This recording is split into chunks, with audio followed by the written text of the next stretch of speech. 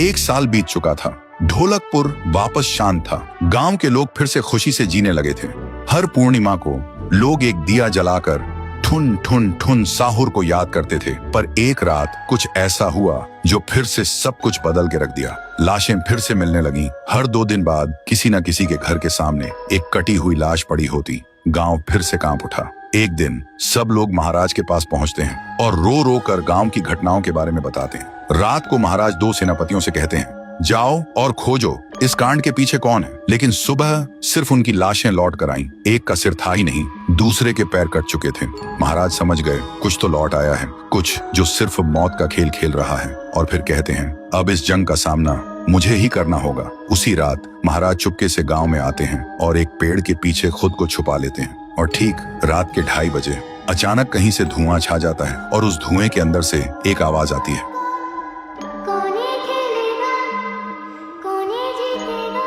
और फिर धुएं के बीच से निकलती है एक गुड़िया, गोल आंखें, एक बेजान सी मुस्कान, लेकिन चेहरा मौत का पैगाम।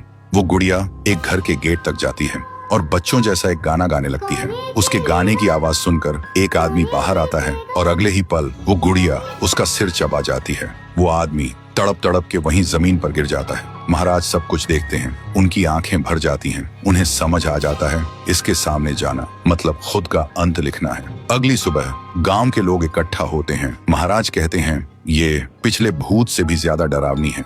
इसे सिर्फ वही हरा सकता है जो मौत को पहले ही हरा चुका है। और फिर एक पूर्णिमा की रात सब लोग दिया जलाकर पुकारते हैं, आप वापस आइए, आपके बिना ये गांव जिंदा तो है पर जीने जैसा नहीं। तभी एक आवाज गूंजती है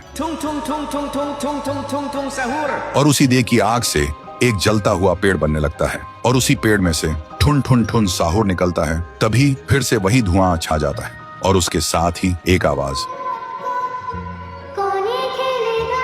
सब लोग घुटनों के बल गिर जाते हैं और कांपती आवाज में बोलते हैं, हमें बचाइए, वो आ गई है। ठुन ठुन ठुन साहुर एक जोरदार जंप करता है और सीधा उस धुएं में घुस जाता है और शुरू होती है एक आखिरी जंग। ठुन ठुन ठुन साहुर और गुड़िया की। जमीन कांपने लगती है, आसमान से बिजली गिरती है और जब धुआं हटता है तो दिखाई देता है गुड़िया बिखर चुकी थी। हाथ अलग, सिर अलग, पैर अलग। और तब से गांव में फिर से एक नई सुबह हुई। महाराज मुस्कुराए, गांव वाले जीने लगे और उस दिन के बाद ठुन ठुन ठुन साहुर सिर्फ एक भूत नहीं रहा, गांव का रक्षक बन गया। लेकिन उसी रात कुछ ऐसा हुआ जो किसी को भी पता नहीं चला। गुड़िया का सिर, हाथ, पैर अपने आप जुड़ने लगे थे और फिर वो वहां से चली गई। तो दोस्तों, अगर आप देखना चाहते हैं पीहू वर्सेस गुड़िया तो इस वीडियो को 1 लाख लाइक्स तक पहुंचा दो।